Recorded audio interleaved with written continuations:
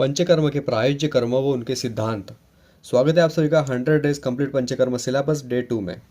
पंचकर्म में 5 कर्म आते हैं। सबसे पहला होता है वमन। वमन मुख्यतः कफ रोगों में किया जाता है। दोषों को मुखमार्ग से बाहर निकालने को वमन कहते हैं। विरेचन। विरेचन मुख्यतः पित्त रोगों में किया जाता है। दोषों को अधोमार्ग यानी गुदामार्ग से बाहर निकालने को विरेचन कहते हैं। तीसरे नंबर पे आता है बस्ती। मुख्यतः वात रोगों में बस्ती दिया जाता है।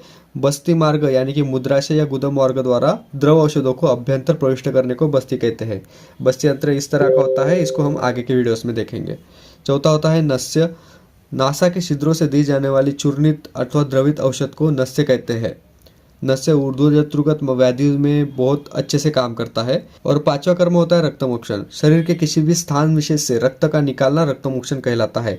इसके 2 प्रकार होते हैं, एक अशस्त्रकृत और एक शस्त्रकृत। बिना शस्त्र या सर्जिकल इंस्ट्रूमेंट के बिना किए जाने वाले को अशस्त्रकृत बोलते हैं और शस्त्र का यूज करके किए जाने वाले को शस्त्रकृत बोलते हैं। अशस्त्रकृत में श्रृंग जो वात दृष्टि में किया जाता है, जलों का लगाना पित्त दृष्टि में होता है और लघु कफ दृष्टि में दिया जाता है।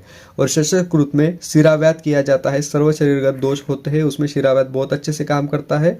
और दूसरा प्रकार है प्रशान, रक्त में पिंडीभूत होने पर दिया जाता है। पंचकर्म चिकित्सा का सिद्धांत देखेंगे। ये श्लोक बहुत इंपॉर्टेंट है, एग्जाम में आप लिखोगे तो बहुत अच्छे मार्क्स आएंगे। दोषा क्षीण बृहयितव्या, कुपिता प्रशमयितव्या, वृद्धा निर्हर्तव्या, समहा परिपाल्या इति सिद्धांतः।